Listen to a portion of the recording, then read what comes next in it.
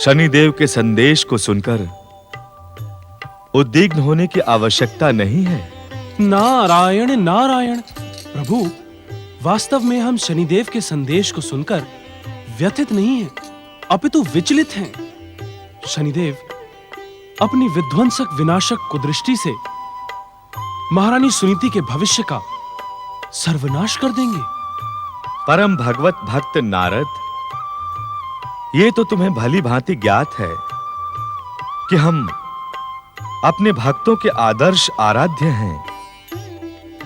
हमारा आचरण हमारे भक्तों को संकट काल में प्रसन्न रहने की प्रेरणा देता है। किंतु स्वामी, महादेवी, मां के हृदय में ममता का ही वास होता है। आप सुनीति को समस्याओं में घिरा देखकर व्यग्र हो गई हैं। किंतु क्या प्रभु? महादेवी, मृत्युलोक के हर प्राणी को अपने पूर्व जन्मों के कर्मों के अनुसार दंड और मानसिक यातना अनिवार्य रूप से भुगतने पड़ते हैं। उस समय जो अपने कष्टों को हमारा स्मरण करते हुए सहन कर लेते हैं, उनके कष्टों को और दुखों को दूर करना हमारा उत्तरदायित्व बन जाता है। नारायण नारायण। हे प्रभु, महारानी सुनीति को पूर्व जन्मों के कष्टों से अधिक तो शनिदेव का अहंकार पीड़ित कर रहा है। नारद, शनिदेव के हर कार्य में उनका अहंकार और दूसरों को पीड़ित करने की ही कामना होती है। यदि वे ऐसा नहीं करेंगे तो विध्वंसक शक्ति संपन्न उनका कुदृष्टि प्रधान अस्तित्व ही समाप्त हो जाएगा। किंतु वे कब तक ऐसा करते रहेंगे स्वामी? महादेवी, शनिदेव भी हमारी दृष्टि का एक अंग है। उनके आचरण और दुष्कर्मों को देखकर उद्विग्न ना हो। जगदीश्वर के जगत में शनिदेव का आचरण अनुचित है। क्या उन पर अंकुश लगाना उचित नहीं होगा? महादेवी, शनिदेव के आचरण से आप व्यग्र हो गई हैं। इसी कारण वास्तविकता को समझने की इच्छुक नहीं हैं। अर्थात इस संसार में जो कुछ भी घटता है वो जगत पालक के नाते हमारी इच्छा से ही घटता है। हमारे इच्छा संसार से शनिदेव का आचरण अलग नहीं है। महादेवी लक्ष्मी और परम भगवत भक्त नारद, आप दोनों ही इस सत्य से अपरिचित नहीं हैं। ये संसार मेरी लीला मात्र है। स्वामी, आपके लीला संसार में शनिदेव जैसी विध्वंसक शक्तियों को प्रोत्साहन क्यों प्राप्त हो रहा है? देवर्षि नारद, क्या आप भी अपनी माता जैसा ही प्रश्न पूछने के इच्छुक हैं? प्रभु, पुत्र अपनी मां से तो विपरीत हो नहीं सकता। जब इस संसार के कण कण को आपसे गति प्राप्त होती है तो शनिदेव जैसी विध्वंसक शक्तियों का क्या काम? नारायण नारायण। नारद, तुम्हें ज्ञात है इस संसार की रचना हमने क्यों की? हमें विश्वास नहीं होता कि तुम दोनों इस सत्य से अपरिचित होगे। कहीं ऐसा तो नहीं कि हमसे सुनने के लोभ में तुम दोनों अपना अज्ञान प्रदर्शित कर रहे हो?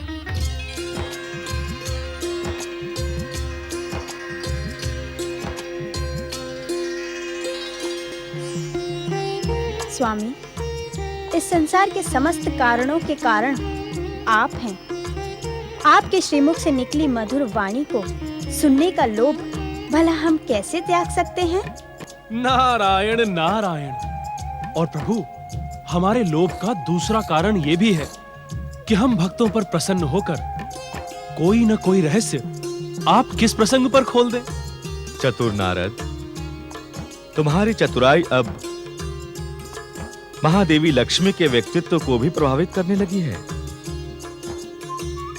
सुनो, मुझ इस इच्छा संसार को रचने की प्रमुख लीला का कारण है प्राणी मात्र में सत्य, सदाचार, सद्विचार, सत्कर्म और सद्भावना की अलग जगाना। नारायण नारायण। प्रभु, क्या सत्य, सदाचार, सत्कर्म, सद्भावना और सद्विचार की अलख शनिदेव जैसी विध्वंसक शक्तियों के माध्यम से जगेगी? हाँ नारद, शनिदेव जैसी विध्वंसक शक्तियां ही मेरी इच्छा को पूर्ण करने का माध्यम बन जाती है। किस प्रकार? महादेवी, यदि सुनीति के जीवन में आज के जैसा भयानक संकट काल न आता तो क्या वैकुंठ में उसकी चर्चा होती? क्या महादेवी लक्ष्मी उसके भविष्य को लेकर चिंतित होती? और क्या देवर्षि नारद सुनीति के सौभाग्य को लेकर विचलित होते?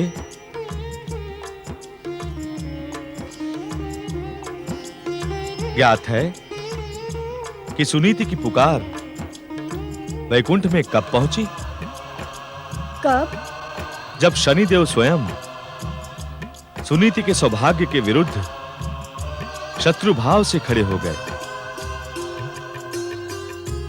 वास्तव में शनिदेव जैसी विध्वंसक शक्तियां ही मेरे इस लीला संसार में मेरे भक्तों की कठिन परीक्षा लेने का कार्य करती हैं। नारायण नारायण। किंतु त्रिलोकीनाथ, शनिदेव का अहंकार इस सत्य को स्वीकार नहीं करता। हम इस सत्य को स्वीकार करने के इच्छुक भी नहीं हैं। किस कारण? महादेवी, जिस दिन शनिदेव को इस परम सत्य का ज्ञान हो गया, उस दिन वे अपनी विध्वंसक, विनाशक, भयानक और मारक कुदृष्टि पर विश्वास करना छोड़कर आप और देवर्षि नारद की भांति भगवत भक्ति में लीन हो जाएंगे। तब अपने लीला संसार को अपनी इच्छा अनुसार गति देने के लिए हमें एक और शनिदेव का निर्माण करना पड़ेगा। इसी कारण हम शनिदेव के कार्य में बाधा पहुंचाने के इच्छुक नहीं हैं। ऐसी स्थिति में सुनीति का क्या होगा स्वामी? महादेवी, हमें अपने भक्तों की रक्षा करना भली भांति ज्ञात है। हमारी इच्छा के अनुसार शनिदेव सुनीति के सौभाग्य के विरुद्ध कार्य कर रहे हैं। वे हमारी इच्छा से ही इस कार्य में एक निश्चित स्थान पर पहुंचने के पश्चात ठहर जाएंगे। नारायण नारायण। अर्थात तब महारानी सुनीति की शनिदेव की कुदृष्टि से रक्षा होगी और वे अपने निश्चित सौभाग्य को प्राप्त करेंगी। तुम्हारे कथन से ऐसा प्रतीत होता है नारद कि अब तुम हमारी भावना को भली भांति समझ गए हो। नारायण नारायण। तो अब इस क्षण के पश्चात धैर्यवान महारानी सुनीति के जीवन का नया अध्याय प्रारंभ होगा और भविष्य में जो कुछ भी होगा वो सुनीति के पक्ष में शुभ ही होगा। हे अंतर्यामी, शनिदेव जैसी विध्वंसक शक्तियों के वास्तविक रहस्य को आपके श्रीमुख से सुनकर नारद का जीवन धन्य हो गया। अब मुझे आज्ञा दें। नारायण नारायण।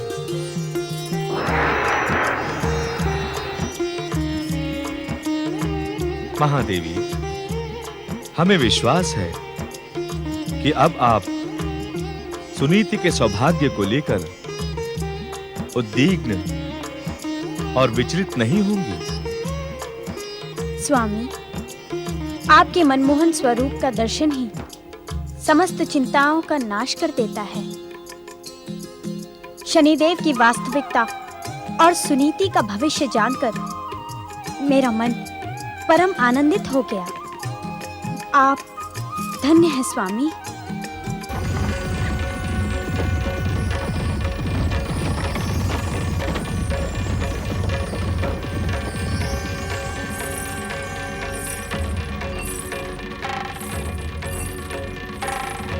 महारानी जी ठहरो, साथी ठहरो।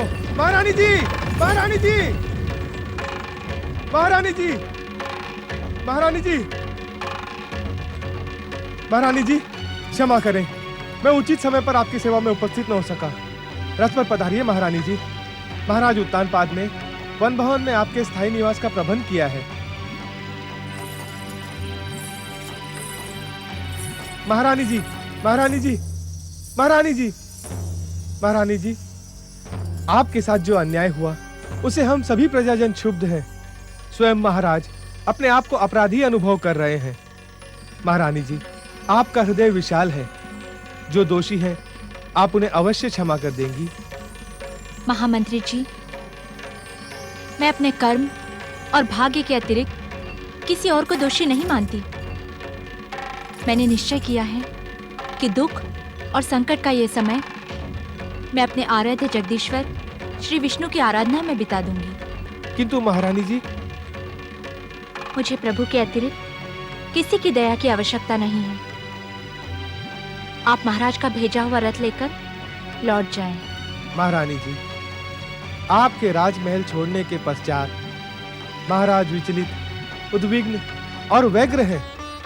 यदि वे सुनेंगे कि आपने रथ और वन भवन को स्वीकार नहीं किया तो उनकी चिंता और अधिक बढ़ जाएगी। महामंत्री जी, आप महाराज से कहें कि वे मेरे विषय में किसी प्रकार की चिंता ना करें। मेरे रक्षक स्वयं भगवान विष्णु हैं। मेरे साथ वही होगा जो त्रिलोकीनाथ की इच्छा होगी। नहीं महारानी जी, मैं आपको इस भयानक वन प्रदेश में इस प्रकार गमन करने नहीं दूंगा। आप हट ना करें महामंत्री सुदत्त। महारानी जी, पुत्र यदि माता से हट नहीं करेगा तो किससे करेगा? स्थितियों के सम्मुख विवश होकर आज कंपिला की परंपराएं परिवर्तित हो रही हैं, किंतु मैं तो परिवर्तित नहीं हो सकता महारानी जी। आज तक समस्त कंपिला वासियों ने आपसे अपनी माता और महाराज से पिता का स्नेह प्राप्त किया है। अब वे संबंध समाप्त हो गए हैं। नहीं महारानी जी, नहीं। माँ और पुत्र के संबंध कभी समाप्त नहीं हो सकते। आयु में भले आप मुझसे छोटी हो, किंतु सत्य तो यही है कि आपके संस्कारों को पाकर कंपिला देश धन्य हो गया। आप त्याग की देवी हैं, ममता की मूर्ति हैं, प्रजावत्सल हैं। मुझे इस प्रकार निराश न करें महारानी जी, अन्यथा। अन्यथा क्या? यदि आपने मेरी बात को स्वीकार नहीं किया तो मैं अस्वस्थ महाराज की चिंता को छोड़कर इसी वन में हट ठान कर बैठ जाऊंगा और कभी कंपिला लौटूंगा ही नहीं। क्या कहा आपने? स्वामी, महाराज अस्वस्थ है? क्या हुआ उन्हें? उत्तर दे महामंत्री, क्या हुआ उन्हें? क्या हुआ महाराज को? पटरानी सुरुचि के हट के कारण जब विवश होकर आपने राजमहल का त्याग कर दिया तो उन्हें गहरा आघात लगा। एक बार तो वे अचेत भी हो गए और चेतना लौटने पर आपका ही स्मरण करते हुए उन्होंने मुझे आपकी गुप्त सहायता करने का आदेश दिया। अब कैसा स्वास्थ्य स्वामी का? मैं अभागन तो उन्हें देखने भी नहीं जा सकती।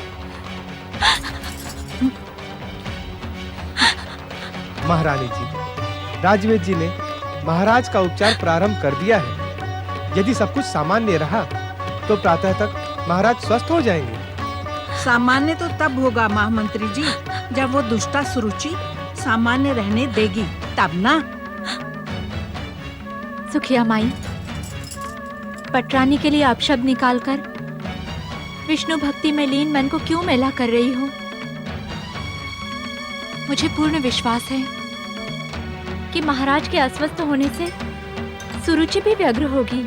वे एक बार महाराज को देखने अवश्य आई थी, किंतु उसके पश्चात उन्होंने स्वयं को कक्ष में बंद कर लिया है। वत्स देश की दासियां भी भीतर प्रवेश नहीं कर पा रही हैं। महामंत्री जी, ऐसी स्थिति में महाराज को अकेला छोड़ना उचित नहीं है। मैं स्वयं कंपिला नहीं लौट सकती, किंतु आप तो महाराज के समीप रहें। महारानी जी, जब तक आप वन भवन में सकुशल नहीं पहुंच जाती, तब तक यशोदत्त अपना मुख महाराज को नहीं दिखाएगा। बिटिया रानी, ज्ञात नहीं समय हमारी कैसी परीक्षा ले रहा है। हमें महाराज के प्रस्ताव का सम्मान करते हुए शीघ्र ही वन भवन पहुंचना उचित होगा।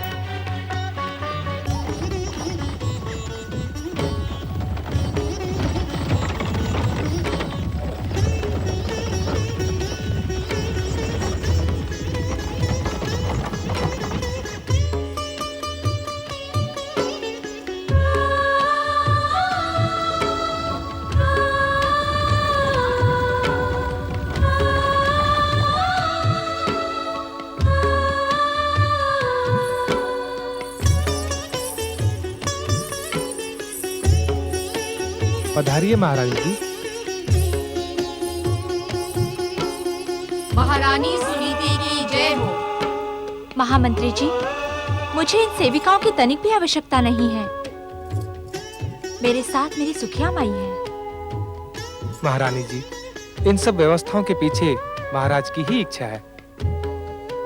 महामंत्री जी, पृथ्वी के प्रथम पुरुष महाराज मनु की व्यवस्था के अनुसार पृथ्वी के प्रत्येक मनुष्य को एक निश्चित समय के पश्चात वानप्रस्थ आश्रम स्वीकार कर लेना आवश्यक है। आप इसे मेरा वानप्रस्थ मान लें। मुझे सेवक और सेविकाओं की आवश्यकता नहीं है। महारानी जी, ये वन बालाएं, ये सेविकाएं पहले से इस वन भवन में नियुक्त हैं। कंपिला राज की ओर से प्रतिमास इन्हें वेतन भी दिया जाता है। इस वन भवन में रहने वालों की सुरक्षा के लिए इनका रहना अनिवार्य है। इन्हें इस वन के चप्पे चप्पे का पूरा ज्ञान है। भयानक से भयानक वन पशु भी इन वन बालाओं के मित्र हैं। ये आपकी सुविधा का पूरा ध्यान रखेंगी।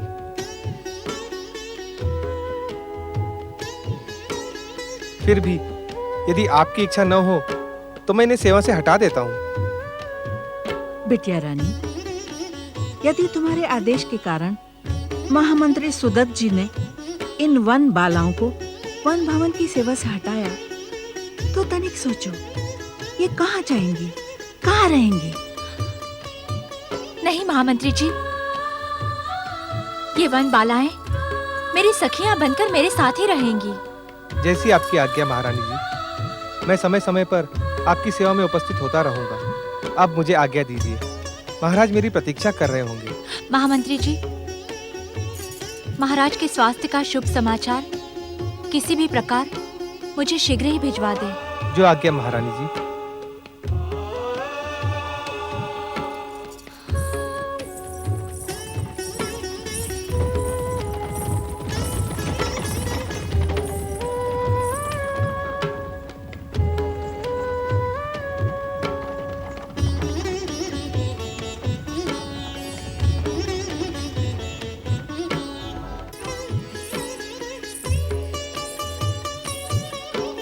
बिटिया रानी, यहाँ का वातावरण शांत और सुंदर है।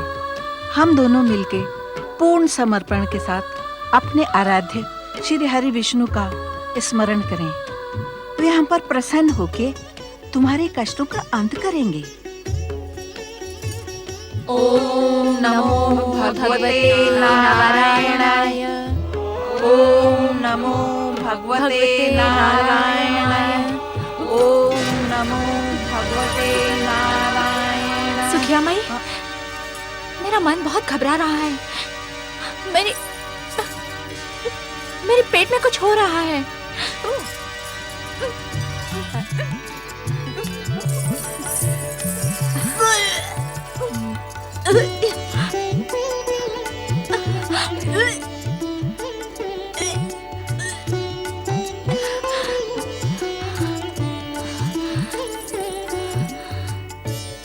सुखिया माई, हमारे प्राण संकट में हैं और आप मुस्कुरा रही हैं। जब हर्ष और आनंद का अवसर आया तो भला हम क्यों न प्रसन्न होंगे।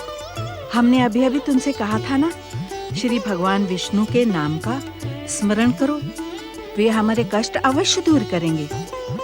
जगदीश्वर ने हमारी प्रार्थना सुन ली और हमारे कष्टों का अंत हो गया। तुम बावली तो नहीं हो गई हो सुखिया माई? बावली तो हो गई हूँ बिटिया रानी, क्योंकि तुम माँ बनने वाली हो। हाँ, जिस युवराज के लिए तुमने अपने आप को इतने भयानक संकट में डाल लिया, उसका आगमन तुम्हारी कोख में हो गया है।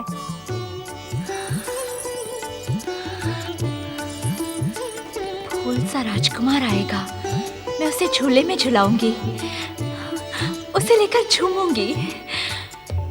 पर सुरुचि, किंतु महाराज तो अवश्य प्रसन्न हो जाएंगे।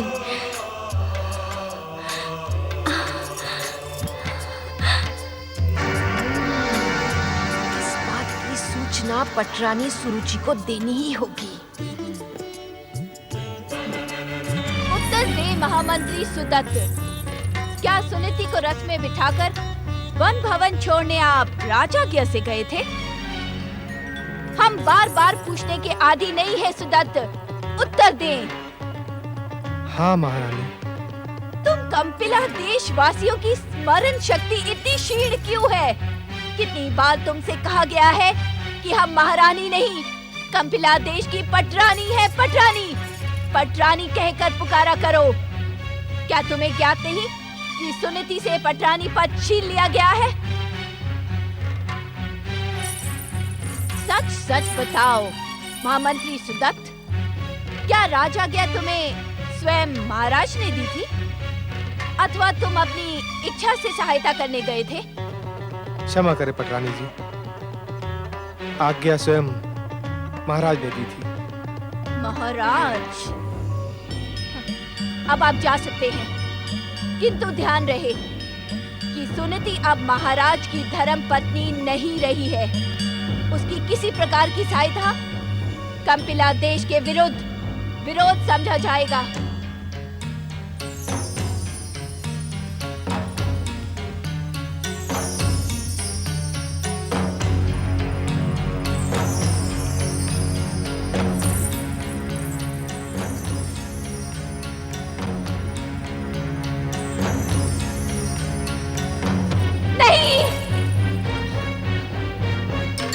कह रही हो?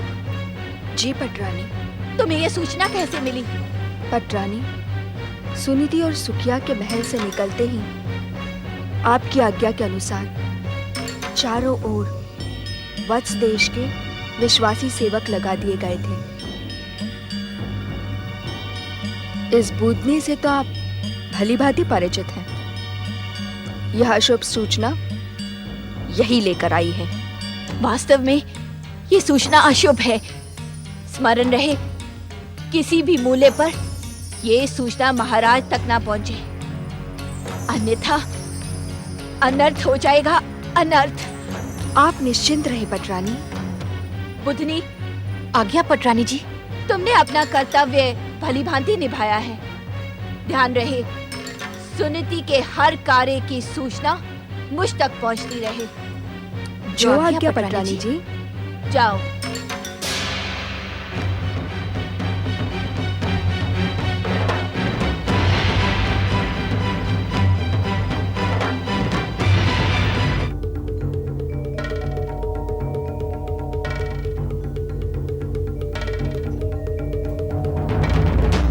महाराज की जय हो। महामंत्री सुदत्त, आपने महारानी सुनीति को सुरक्षित वन भवन पहुंचा दिया ना? जी महाराज, किंतु मेरे इस कार्य से पटरानी जी प्रसन्न नहीं है। महाराज, यदि आज्ञा हो तो एक निवेदन करूं? अवश्य। महाराज, महारानी सुनीति को इस प्रकार राजमहल से निकाले जाने का समाचार प्रजावासियों तक पहुंच चुका है। प्रजा में रोष व्याप्त है। क्षमा करें महाराज, प्रजा इसके लिए आपको। आप अपनी बात निसंकोच कहें। महाराज, प्रजा आपको दोषी मान रही है। स्थान स्थान पर इसी बात को लेकर राज कर्मचारियों को प्रताड़ित और अपमानित किया जा रहा है। महाराज, अब आपको प्रजा के इस रोष को शांत करने के लिए कोई उपाय करना होगा। प्रजा का रोष अनुचित नहीं है।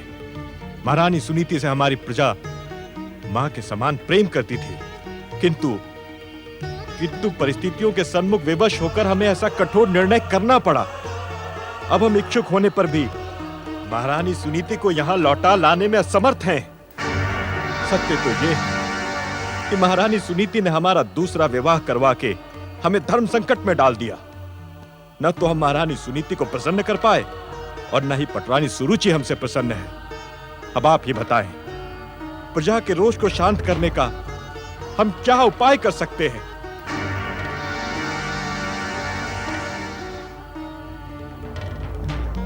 महाराज, आपसे कुछ कहना मेरा अधिकार तो नहीं है, किंतु यदि आप अन्यथा न ले तो एक निवेदन कर सकता हूं। महामंत्री सुदत्त, आज आप कैसी औपचारिक भाषा का प्रयोग कर रहे हैं? कंपिला के राज परिवार में तो ऐसी भाषा का प्रयोग नहीं होता। क्षमा महाराज, कंपिला की परंपराओं से अधिक समस्त राज कर्मचारियों को वत्स देश की परंपराएं स्वीकार करनी पड़ रही हैं। आप कुछ निवेदन करने वाले थे? जी महाराज, आपको महारानी सुनीति की सुख सुविधा का ध्यान रखना आवश्यक है। स्वयं उनके समीप जाकर उन्हें सांत्वना देना उचित है। हम आपके विचार से सहमत हैं महामंत्री जी। हम शीघ्र ही वन भवन जाकर महारानी सुनीति से भेंट करेंगे। ऐसा करने से प्रजा का रोष भी शांत हो जाएगा। महामंत्री जी, आप हमारे वन भवन जाने का प्रबंध करें, किंतु स्मरण रहे हमारी यह यात्रा गुप्त रहेगी। महाराज, महाराज, महाराज की जय हो। महाराज शीघ्र चलें, पटरानी जी का स्वास्थ्य बिगड़ रहा है। वे बेसुध और अचेत हो रही हैं। चेतना आने पर आपका ही नाम स्मरण कर रही हैं। शीघ्र चलें महाराज।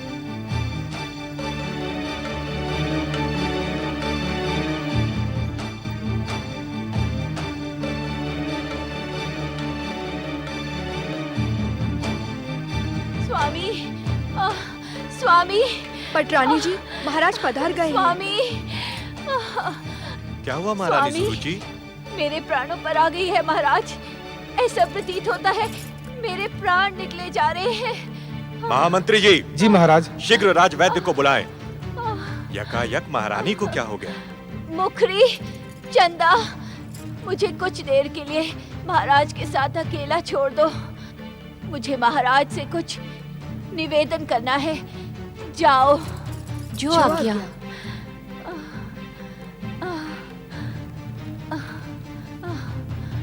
महारानी, क्या निवेदन करने की इच्छुक हैं आप? महाराज, यदि इसी प्रकार तड़पते हुए मेरे प्राण इस शरीर से निकल गए तो क्या आप पुनः अपनी प्रिय सुनीति को पटरानी बना लेंगे?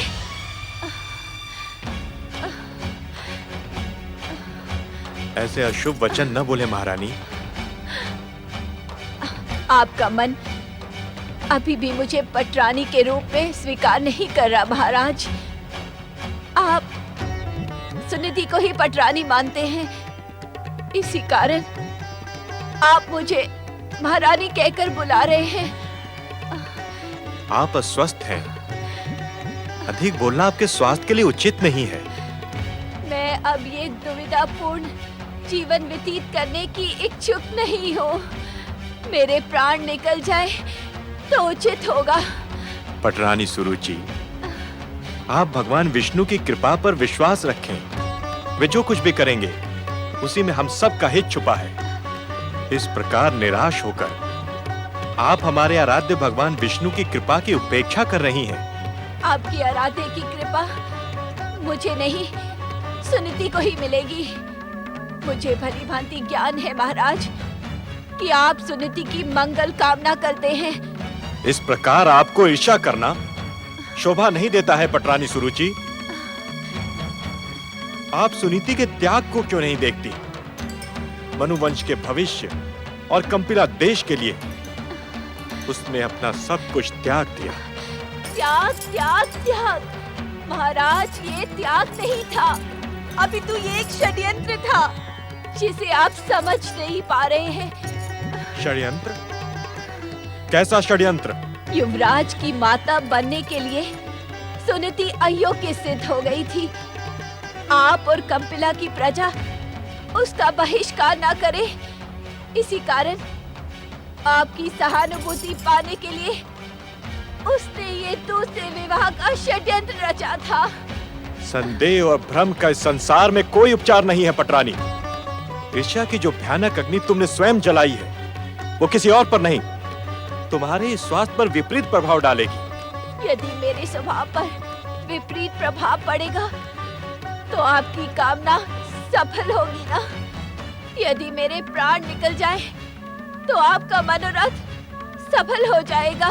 पटरानी, कैसा स्वभाव है तुम्हारा, कैसी कठोर भाषा और कितने निम्न विचार हैं तुम्हारे। अब तो मुझे तुमसे बात करते हुए भी भय सा लगता है। तो मुझे भी त्याग दीजिए और ले आए उस सुनीति को पुनः पटरानी बनाकर, जिसके स्वार्थ ने आपकी आंखों पर त्याग का आवरण ओढ़ दिया है। आप समझती क्यों नहीं पटरानी, सुनीति अब यहाँ नहीं है। वो कहाँ है, ये जगदीश्वर के अतिरिक्त और किसी को ज्ञात नहीं। मुझे भली भांति ज्ञात है महाराज कि कंपिला के वन भवन में वे सुख से रह रही है और आपकी संपूर्ण सहायता के साथ। असत्य बोलना आपको शोभा नहीं देता महाराज।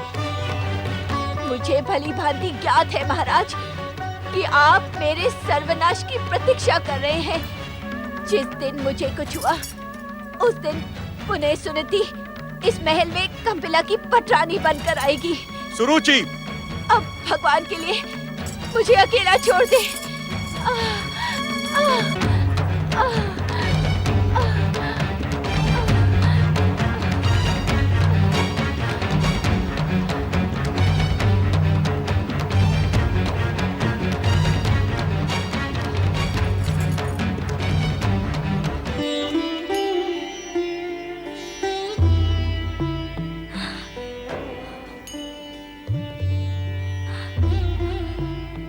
ऐसी दशा में रोना अनुचित है बिटिया रानी। जगदीश्वर भगवान विष्णु ने तुम पर अपार कृपा की है। तुम्हें तो उनके उपकार का आदर करना चाहिए। यूं रो रो कर श्री भगवान की महान कृपा का अनादर ना करो बिटिया। शांत हो जाओ, शांत हो जाओ बिटिया रानी, शांत हो जाओ। मैं अपने दुर्भाग्य पर अश्रु नहीं बहा रही हूँ, अपितु क्या बिटिया रानी? अपितु मैं अपने वचन की पूर्ति के कारण भयभीत हूँ। कौन सा वचन? मैंने सुरुचि को वचन दिया था कि उसका पुत्र ही कंपिला देश का युवराज बनेगा, किंतु यदि महाराज को मेरे पुत्रवती होने की सूचना मिल गई तो क्या वे मेरे वचन की रक्षा करेंगे? क्या मेरा सुरुचि को दिया हुआ वचन मिथ्या नहीं हो जाएगा? इसी कारण मैं वन भवन में रहना स्वीकार नहीं कर रही थी। यहाँ की हर सूचना महाराज तक पहुँच जाएगी और नारायण नारायण नारायण नारायण। देवर्षि, मैंने सुना है कि मनुष्य लोक के प्राणी को सैकड़ों महायज्ञ करने के बाद जो पुण्य प्राप्त होता है, वही पुण्य एक बार आपके दर्शन से प्राप्त होता है। मैं कितनी सौभाग्यशाली हूँ जो मुझे आपके दिव्य दर्शन प्राप्त हुए। नारायण नारायण। महारानी सुनीति, मैं तो अपने आराध्य जगदीश्वर भगवान विष्णु का सेवक मात्र हूँ, किंतु आप आने वाले समय में जिस दिव्य पुत्र की माता बनने वाली हैं, वो दिव्यात्माओं और सौभाग्यशालियों का शिरोमणि सिद्ध होगा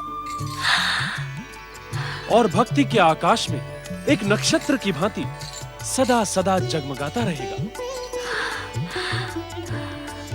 नारायण नारायण। महारानी सुनीति, अब आप एक महादिव्य पुत्र की माता बनने वाली हैं। पुत्र में माता के ही संस्कार पलते हैं। वो बालक आप ही से संस्कार, शिक्षा और भक्ति की दीक्षा ग्रहण करेगा। इस कारण क्या देवर्षि? इस कारण आप अपनी समस्त दुविधाएं और दुख जगदीश्वर भगवान विष्णु के श्री चरणों में समर्पित कर दें। भगवान विष्णु आपके वचन और सम्मान दोनों की रक्षा करेंगे। मुझे भली भांति ज्ञात है कि सुखिया माई हर समय आपको यही शिक्षा प्रदान करती रहती हैं। नारद मुनि, मैं तो बचपन से ही आपका नाम सुनती आई हूँ। आज बिटिया रानी के कारण आपके परम पावन दर्शन मिल गए। मैं तो धन्य हो गई। नारायण नारायण। सुसंगति का सुपरिणाम ऐसा ही होता है सुखिया माई। एक बात पूछूं नारद मुनि? अवश्य पूछें। नारायण नारायण। आपको कैसे ज्ञात हुआ कि हमारी बिटिया सुनीति? भगवान विष्णु तो जगत पालक है सुखिया माई। उनसे भला संसार की कौन सी घटना छुपी रह सकती है। मैं तो उनका सेवक हूँ, उनसे ही हर घटना का ज्ञान प्राप्त करता हूँ। नारायण नारायण। इस समय भी मैं वैकुंठ से सीधा यहाँ चला आ रहा हूँ महारानी सुनीति को बधाई देने। नारायण नारायण। महारानी सुनीति, आज्ञा देवर्षि।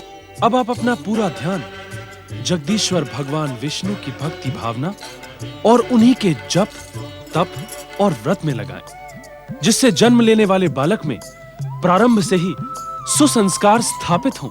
नारायण नारायण। आपका कल्याण हो महारानी सुनीति। नारायण नारायण।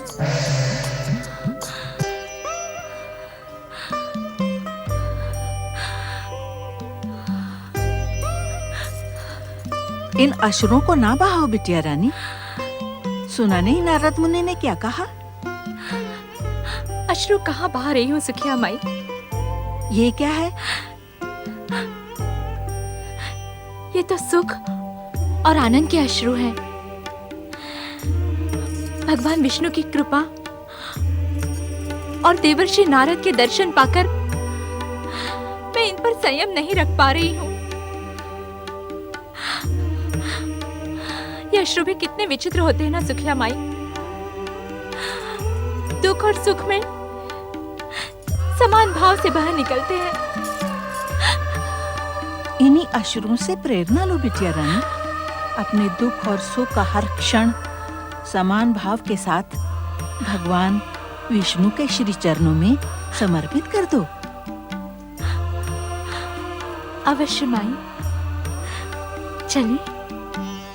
कहाँ?